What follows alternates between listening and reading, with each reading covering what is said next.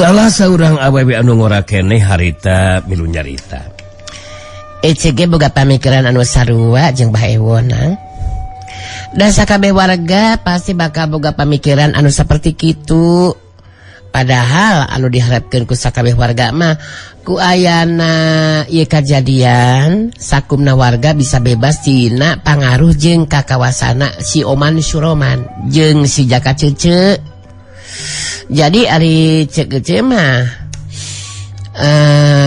memang ku dipastikan lah nages yakin eta si Oman Suroman si Jawara budeg teh jeung si Jaka Cece moal balik di ka dieu beneran teu Bah Ewon. Memang bener eta caritaan si Uce teh. Jadi naon deh ya lah si Bah Ewon nya kelala ieu rada tegenah ieu teh lada malah mah eta cek si Bang Igor kumaha Bang Igor Macam mana pula bisa tenang semua marga kalau pada kenyataannya ia murid dikuasai lagi sama itu si Oman Suroman bah. Jantan hindi ayah meninggal sekalipun sudah dikalahkan sama Nambule. Jantan kepikiran sama si abang terus ngusulkan untuk sementara waktu harapan saya penuh semua pula kalau bisa Nambule barang 2 atau 3 hari kan cerkela di dia lah gitu coba ibunya. Nah, jadi gitu kalap jeung kahayang pada warga mah ya teh nyari abah mah mudah-mudahan we ujang kasep dijemarkeun hate sata bisa ngarti karena harapan sakabeh warga sangkan non teh nang boleh bisi di dia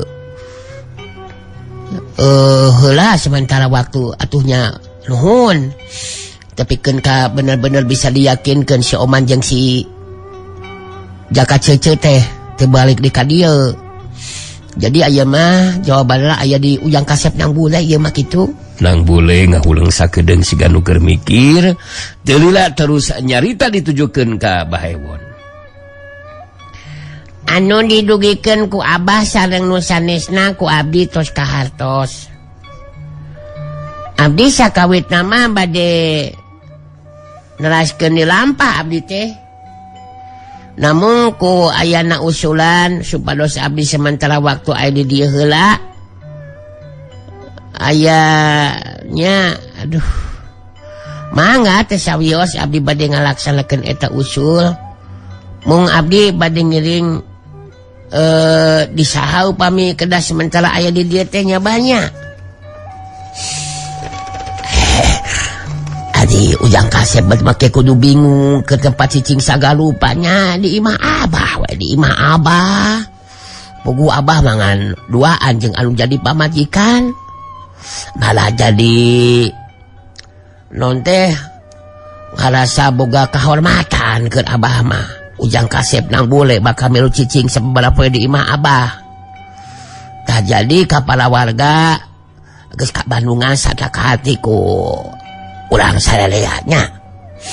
Ieu ujang kasep Nambule teh meunang sababaraha poe mah bakal aya di imah abah kitu tah.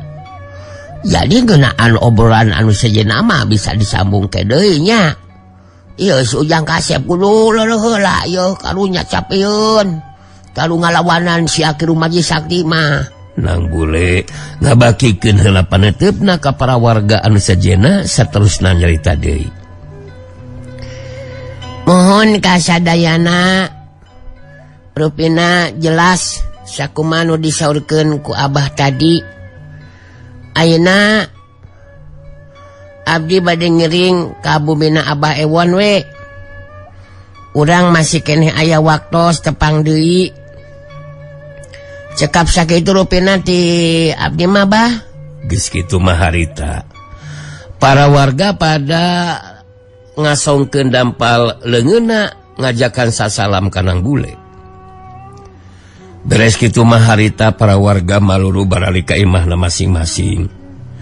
sedengkeun nang bule mah jeung Bah Ewon harita sarua ini tinggalkeun eta patempatan. Wan Cipeuting sumanding dina peuting eta nang bule memang henteu loba ngobrol jeung pribumi. Kituna teh memang geus ngarasa tunduh jeung capek nu matak nang bule sare di jero enggon tibrakna keran. Sedengkeun dina peuting harita di paguron lintang jagat harita Ki Hambaraka keur narima kadatangan Guntara jeung Nyai Kintamani ka Tut Purbaya. Ngariung opatan di tempat bari dariuk sila dihanap Ki Hambaraka nu harita teu sumarita.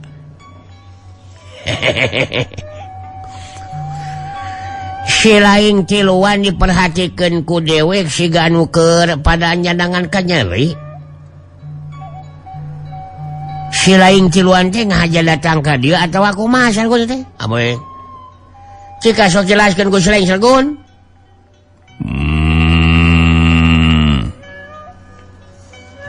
Alah. Ingatkeun Sargun. Naon atuh cenah ieu teh? Alah. Sok. Muntong make jeung guram-guram sarupa tuh sia teh. Langsung we ngomong. Kela ye lancing rada morosot teh. Sok teh, tong baheula teh. Pokona mah ngomong jeung aing mah eueuh geram-geraman heula. Sok. Tulikeun Sargun. Mantong loba ngagerem sia teh. Amoy. Punten. Abdi hilap deui pangarsa. Abdi tiluan ka dieu teh memang ngahaja. Ieu teh pangarsa janten punten upami ngaganggu ieu. Sakumaha nu tadi disaurkeun ku pangarsa ngeunaan kayaan abdi tiluan sapertos anu nuju nyandangan ka nyeri. Punten. Memang leres pangarsa. Kayaan abdi tiluan teh nuju nyandangan ka nyeri ieu teh.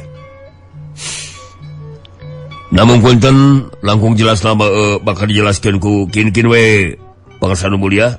Nah sajeung pangarsa nu mulia nu sarupa sia teh. Amoy. Tebakan dewek engke nyalahan euy. Cika sok jelaskeun ku si laing, jelaskeun kin aya kajadian naon? Pangna si laing tiluan jadi pada nyandangan ka nyeri teh. Saku dewek bakal di Bandungan. Amoy. Nyai Kintamani neuteub ka Ki Hambaraka baitos nyarita. Jadi kieu ieu teh Ki Baraka. Kin jeung Sargun kitu deui Purbaya satalina mah boga karep hayang nyusul. Hayang nyusul si Rasanti jeung si Sandika anu ngaloloskeun diri. Karep mah hayang ngabinasakeun eta dua jalma. Meungpeung kaayanana keur lemah tah. Teu bisa ngagunakeun kakuatan jeung kemampuan ilmu silatna. Memang bisa kasusul eta si Rasanti jeung si Sandika teh. Tapi karep jeung pamaksudan teh jadi gagal. Naon sababna? Tah kieu sababna mah ya. Derak-derak harita dicaritakeun ku Nyai Kintamani. Ngeunaan kadatangan nang bule anu nulungan Rasanti jeung Sandika. Satalina mah tiluanana pada nguntup sabab ningali kana syariat mah sasat budak lalaki anu rek mangkat rumaja tapi tetela mibanda tahapan ilmu silat tingkat tinggi. Kakuatan tenaga lapisan jeung ilmu pangenteng badana teu mampu diimbangan. Di huruf Guntara jeung Purbaya ge duanana dirubuhkeun ku nang bule. Sagarupana harita dijelaskeun ku Nyai Kintamani. Sanggeus ngarasa cukup bari kateranganana harita Nyai Kintamani mungkas guaran caritanana. Tah jadi eta si nang bule teh tetela incuna wawalak sirawing. Hanu mata kajadian anu kaalaman ku kin tiluan kudu gancang ditepikeun ka pangarsa nu mulia Kakang Warangkas.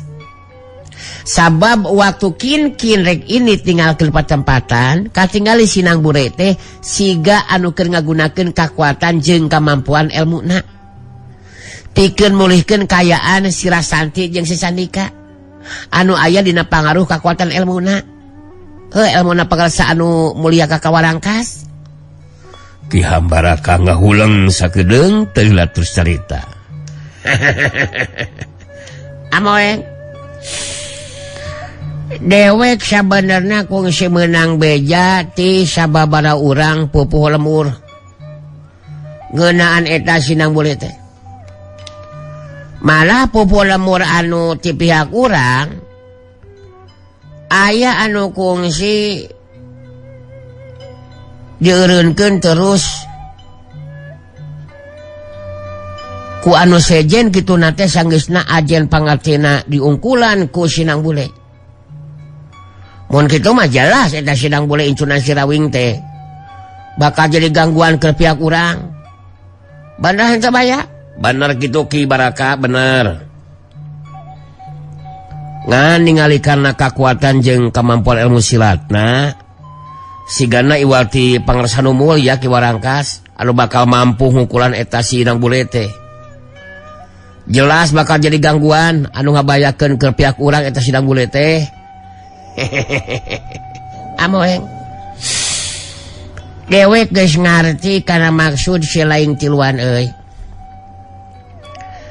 Dewek kudu gancang ngajelaskeun ka pangarsa anu mulya. Amoeng ngeunane sinang bule incuna si Rawing. Tapi si Laing Tiluan ge geus pada ngarti. Berang penting pangarsa nu mulya teh terus meuseuh si Jagal Hawuk mangsa nurunkeun ilmu lintang panu maling jagat. Amoeng jadi mun dewek anu ngahaja datang ka dieu si Jagal Hawuk bakal ngamek ka dewek euy. Jadi barabe urusanana. Tapi biasana mah dina waktu berang pangarsa nu mulya nyelang balik heula rek ngadondahar. Jadi engke dina eta kasempatan ku dewek bakal dicaritakeun ka pangarsa nu mulya ngeunaan sinang bule incuna si Rawing anu bakal jadi ancaman ke pihak urang. Amoeng terus ti dewek aya beja penting gitu kin. Nah beja penting kumaha gitu masalah naon teh ya Ki Baraka? Cikan sok jelaskeun. Amoe anu kahiji pangarsa nu mulya Ki Warangkas geus ngurus jalma pikeun geus khusus jalma pikeun datang ka Batavia nepungan Tuan Willem teh. Ngabejaan Tuan yen pangarsa nu mulya geus bisa ngawasa dunya kajawaraan gitu. Jadi sakumaha perjanjian nyata jeung si Tuan Willem bakal datang ka dieu bari mawa biaya keur ngabangun sakumaha anu dipikahayang ku pangarsa nu mulya. Amoeng jadi bedang disebutkeun Tuan Willem teh ditagih janjina ku pangarsa nu mulya. Eta nu kahiji. Aya nu kaduana yakin nu kaduana ngeunaan masalah naon kitu Ki Baraka? Anu kaduana mah ngeunaan masalah si Sarikit anu ini trek minta bantuan ka Ajang Parasut anu jadi guruna. Kitu nate lantaran aya hubunganana jeung kampung kahirupanana. Anu ngadadak jadi teu kapanggih. Geus sababaraha di tangan oge amoeng. Ceuk si Sarikit mah aya nu ngagunakeun kakuatan ilmuna pikeun mager lembur kampung kahuripan. Anu ngajadikeun teu bisa kapanggih. Sanggeusna ayeuna muncul sinang bule incuna si Rawing. Mangka eta kampung kahuripan kawilang penting. Sabab masih kene aya keluargana si Rawing di eta pilemuran. Coba sarikit mah yang parasu boga kekuatan ilmu pikeun nembus sarta ngaleungitkeun kekuatan ilmu anu mager pelemburan kampung kauripan. Amoy.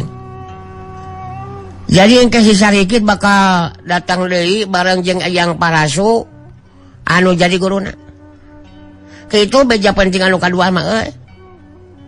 Guntara milu mairan caritaan ditujukeun ka Ki Hambaraka. Mantap make gagerem heula cek dewek oge sia teh. Jeung gulang gerem sia teh. Langsung ngomong. Teu gulam gerem heula sakoplok. Nah teu ngagugusing teh. Punten, ila pangarsa. Anu tadi dinugikeun ku pangarsa tos jelas. Kalayan kahartos. Namun punten ieu. Abdi tiluan dina kayanya nangan tatu di jero alatan kabeunangan ku kakuatan panarajangna silang bule. Punten pangarsa. Kayaan abdi tiluan teh tangtosna oge kedah enggal jasa pulih deui kitu tah. Jantan punten maksud abdi mah naha tiasa kitu kintu-kintu. Nyuhunkeun bantuan ka tabib sakti Mbah Rangkebong. Supados abdi tiluan teh enggal boleh deui kitu basa. Margi punten ieu, upami henteu enggal dilandongan mah bilih janten langkung parna ieu. Punten we. Kituna teh jalanan kekuatan panarajang silang bule memang sanes kekuatan anu samarangan pangarsa. Kitu maksud abdi teh. Bener teu Kin? Nya bener kitu Sargun. Jadi mun bisa mah kudu sagancangna kin tiluan teh gancang diubaran ku Mbah Rangkebong. Lain kuna naon ngarah gancang pulih deui we kekuatan. Mun bisa mah isukan. Mbah Rangkebong teh bisa datang ka dieu. Amoy. Nganaan masalah eta mah bisa diaturkeun kin. Isukan nu datang ka ditu kajian si Maningtin. Ngarah si Jagal Hawuk teu ngambek. Heuda si Mbah Rangkebong mah beunang disebutkeun keur nyaase.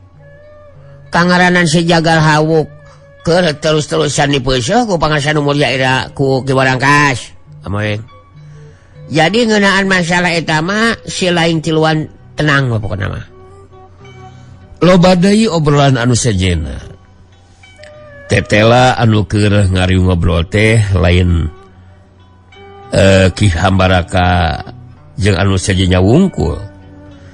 Tapi di jero imah nu dicicingan ku si Jari Sakti jeung Sarkadet ge harita Jakawanara jeung Aceng Jeprut katut non alina keur ngariung opatan. Ari Sarkadet mah keur teu ngareunah awak harita geus hare di jero ngona. Jakawanara anu harita keur cumarita.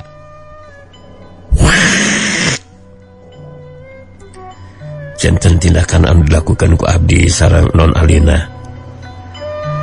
Kitu deui Kang Aceng memang mangrupa bagian tina rarancang Aki Gawir Sumingkir. Anu kada dilaksanakeun ku abdi tiluan. Mang jari memang kaetang berat oge mang dina ngalaksanakeunana ieu teh.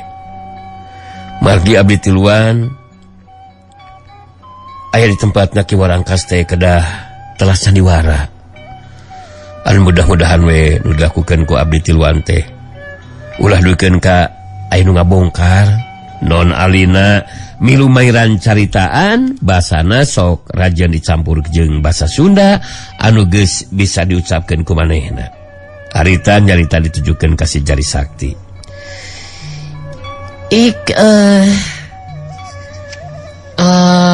Memang benar apa yang Bercika lakukan sebenarnya membahayakan bagi kelemahan kita orang. Dan akan tetapi harus kerja tiasa berperan anu sebaik-baiknya. Anu Sargun, nya bener kitu Sargun. Memang benar apa yang Bercika lakukan sebenarnya membahayakan bagi kelemahan kita orang. Dan akan tetapi harus kerja tiasa berperan anu sebaik-baiknya. Anu Sargun, nya bener kitu Sargun. Memang benar apa yang Bercika lakukan sebenarnya membahayakan bagi kelemahan kita orang. Dan akan tetapi harus kerja tiasa berperan anu sebaik-baiknya. Dan tentu saja tangtosna oge semua rencana itu Aki Kawir akan dapat tiasa dilaksanakan syakuma mistina. Bukan begitu Kang Aceng?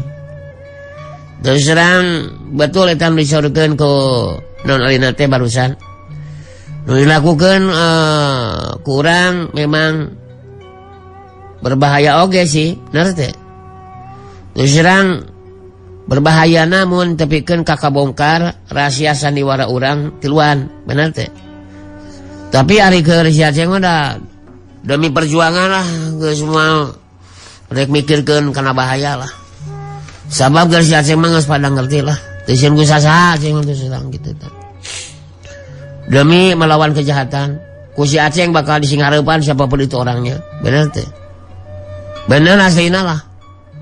Jadi Mang Ji kan sudah apalah si Aceng mah. Teu sieun ku sasahanya. Bener nya teh. Bener teh. Ya. Puguh atuh Mang Jari geges apa ka Aceng mah. Anu teu sieun ku sasaha teh ya. Ke Mang Jari jelas ngadukung kana rancang Aki Gawir. Anu mercayakeun ka Jaka jeung anu sejenna. Ngan anu kerja di pamikiran Mang Jari mah ngeunaan kaselamatan Rasanti jeung Sandika ieu teh. Sanajan bener dina kayan salamet bisa ngaloskeun diri. Tapi kayana geus teu mampu ngagunakeun kakuatan jeung kamampuan ilmu silatna. Jadi mun dina mangsana keur nyorang lampah dipanggihkeun jeung jago atawa jawara ti golongan jahat anu saterusna ngalakukeun tindakan Rasanti jeung Sandika rek bisa ngabela diri kumaha. Eta anu disalampangkeun ku Mang Jari mah Jaka Wanara ngahulang sakedeung siga nu keur mikir teu lila terus nyarita. Abdi ge masih keneh hanjelu ieu teh Mang Jari. Margi waktos lumangsuna kejadian anu tumibaka pun Adi Rasanti sareng Sandika. Diparengkeun abdi tiluan teu acan dugi ka dieu kitu mah. Namun abdi percanten asa piraku lah Rasanti sareng Sandika. Henteu ditangtayungan ku mantena. Margi anu dilakukeun ku pun Adi sareng Sandika teh nyelametkeun diri pikeun terus ngalakukeun perjuangan. Berjuang ngalawan kekuatan barisan Ki Warangkas. Anu kabandungan ku urang ge ya beuki tambah kuat Mang Jari. Non Alina milu mairandri caritaan ditujukeun ka si Jari Sakti. Sudah dengar itu Ki Warangkas? Sudah mengurus orang untuk pergi ke Batavia menemui Papi Willem. Faraktos mikiran engkau pami eta Papa Willem tos ayah datang. Memang kita harus bisa bicara empat mata. Dan harus bisa kasih pengertian tentang sikap yang berpihak kepada bangsa pribumi dalam perjuangan melawan kekuatan dan kejahatan. Bukan sanes gitu Kang Aceng. Terus terang no dipikirkan ku non memang bagus oge bener teh. Tapi kan kudu tinggal heula waktuna anu kudu ngepas. Mun salah dina waktu anu henteu ngepas mah kan bisa wae di antara pupuh jeung non malah jadi berbeda pendapat, bener teh. Terus terang ulah tepikeun ka seperti gitulah. Ka Jaka ge sarua jeung Kang Aceng gitu kan. Memang bener eta diceritakeun ku Kang Aceng teh Kang.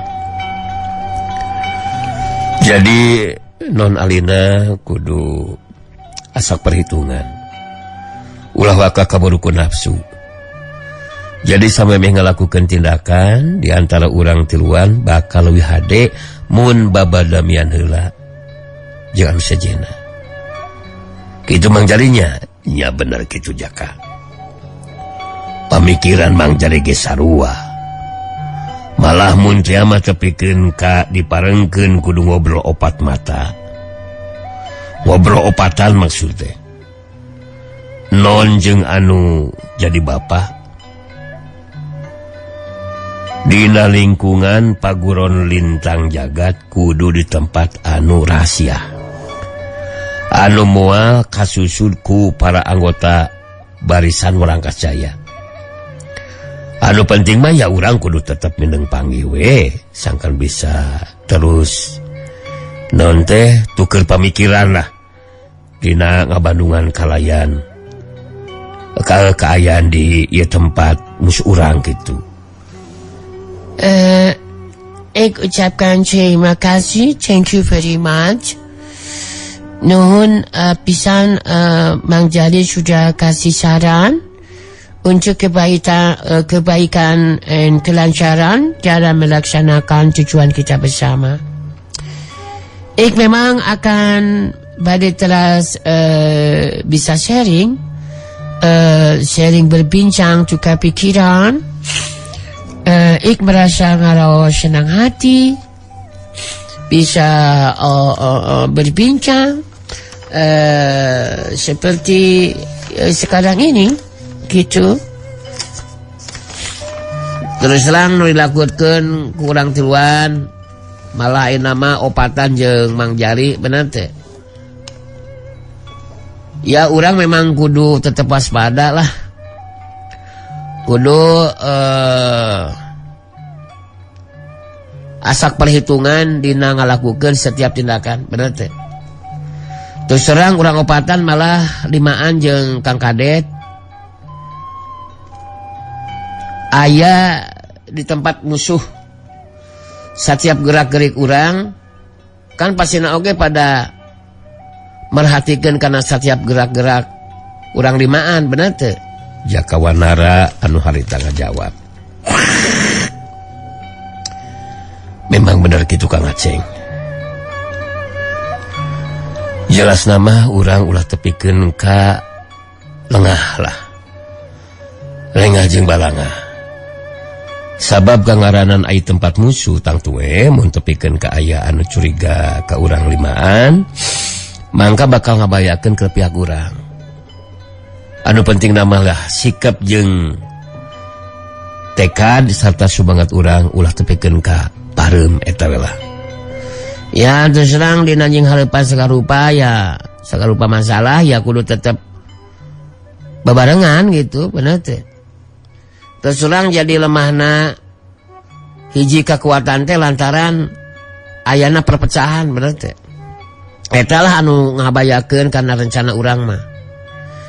Tentang masalah anu bakal dihadapi mah ya rek naon wae ge dihadapi lah ku si Aceng mah terus terang gitu nya. Siapapun orangnya, apapun non teh kabisana gitu. Disianglepan lah ku si Aceng mah. Sabab geus si Aceng mah kan teu sieun ku saha bener teh. Mengjadinya. Nya bener gitu caritan Aceng teh teu bisa dibantah ku sasaha oge. Ari kangaranan ayeuna urang geus pada ngahijikeun diri mah. Ya mudah-mudahan we rasa teh jeung sandika salamet sarta pulih di kayanana. Anu saterusna bisa nyusun kekuatan barisan pikeun ngimbangan keur merangan kekuatan barisan urang kacaya. Loba deui obrolan anu sejena. Sedengkeun di tempat sejen dina peuting harita nang bule mah keur sare tibra di jero ngon. Di luareun imah Nabah Ewon di lebah tempat anu poek aya 2 cirim anu keur merhatikeun ka lebah imah Nabah Ewon. Eta 2 jirim teh nu saurang mah geus kolot, sedengkeun anu saurang deui mah awewe ngora. Pikeun dunya kajawaraan mah geus pada apaleun. Eta lalaki kolot teh mangrupa jago kolot anu neulah ti Ragabaya jeung anu awewena awewe ngora keneh neulah Nyai Manik dina tonggongna ngadaplok pedang. Bari merhatikeun ka lebah imah Nabah Ewon harita ki Rabaya nyarita ditujukeun ka Nyai Manik anu jadi muridna. mun dewek geus bisa kanyahoan sanajan aya duluan imah ku kaseukeutan pangdenge dewek geus kadenge nu dijeur imah kabehanana geus sare tibra. Jadi kumaha tuh urang langsung ngalakukeun tindakan ayeuna wae atuh? Atawa kumaha Ki Guru? Tenang heula Manik, tenang heula. Urang teu kudu waka gurung gusuh ngalakukeun tindakan. Sabab Sinang Bule sok sanajan ayeuna geus sare tibra. Tapi kaseutan pangdengena bakal mampu ngadengeleng kana suku jalma anu datang nyampeurkeun ka eta imah. Keun heula. Daguan sakedeung deui anu jelas urang tong gagabah dina ngalakukeun tindakan. Sabab Sinang Bule anu meunangkeun mustika memang teu bisa dianggap enteng. Kakuatan jeung kemampuan ilmu silatna Sinang Bule.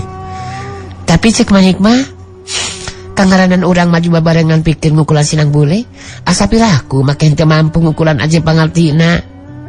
Manik boga kayakinan urang duaan bakal mampu ngukulan Sinang Bule. Alah, pontong anggap enteng ka Sinang Bule.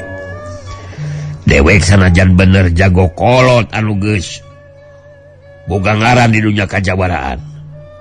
Tapi kangaranan ngalakukeun tindakan ka Sinang Bule memang teu bisa gagabah. Jadi tenang heula we lah daguan ke tanah ti dewek nya. Nya kumaha Ki Guru we atuh ari kitu mah. Anu penting upaya urang dina peuting ieu ulah tepikeun ka gagal. Ngarebut mustika ti tata lagawarna. Sabab urang lumampah tepi ka dieu teh sasat sakitu jauhna ti tempat urang ka dieu. Teu kudu ngarayakeun ngeunaan urang. Geus nyorang lampah anu jauh Manik. Keun bae teu dicaritakeun. Ari boga hayang mah memang kudu daek capek.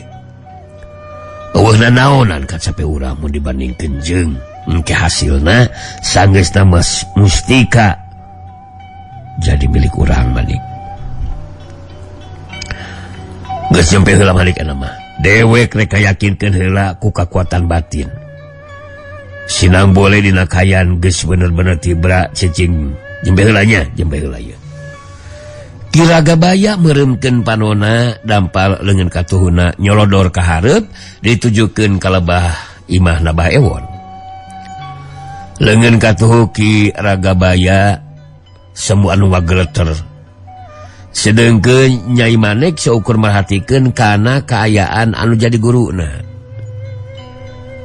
Ki Ragabaya nya beunta bari musirkeun paneutepna ka lebah imah. Harita Ki Ragabaya terus cerita. Sinang Bule bener-bener geus sare tibra. Siapkeun tipung wangi panitip jiwa. Jadi engke dewek rek merhatikeun heula ti dieu. Mani kudu bisa mastikeun enggon anu dipake ku Sinang Bule. Mun geus kapanggih nggona. Mun eueuh janelaan bilikna we lah turih ku pedang. Anu penting eta tipung wangi panutup jiwa kudu bisa diawurkeun ka jero enggon nu dipake sare ku Sinang Bule. Seungitna tipung kasiseup ku Sinang Bule. Mangka Sinang Bule terus sare tibra. Moal bisa dihudangkeun. Sinaliri lamun lain ku dewek ke dilirgeunana. Jadi engke mun kayan Sinang Bule geus nyeuceup seungitna tipung wangi panutup jiwa. Tindakan naon saterusna anu kudu dilakukeun ku Manik teh Ki Guru? Ya kali tinggal asup ka jero imah we. Cokot mustika nu dibawa ku Sinang Bule. Mun aya naon kali tinggal ngirimkeun solat jarak jauh ka dewek. Jadi ilaing kudu ngarti Manik. Pangna dewek tetep cicing di dieu. Sabab dewek bisa ngarasakeun ayana geteran kana batin dewek. Bakal aya jalma sejen nu datang ka dieu. Jadi mun kadatanganna bakal ngaganggu kana pamaksudan urang. Mangka dewek anu bakal ngalakukeun tindakan. Kumaha kaharti? Kaharti Ki Guru. Jadi mun kitu mah Manik geus bisa langsung ayeuna neangan unggun nu dipake ku silang bule. Bener. Geus waktuna ayeuna. Ilaing teangan pastikeun heula enggon nu dipake ku silang bule. Jadi ilaing tong waka asup ka jero imah, Manik. Mun tipung wangi panutup jiwa, can diaburkeun heula ka jero ngona. Sok kitu.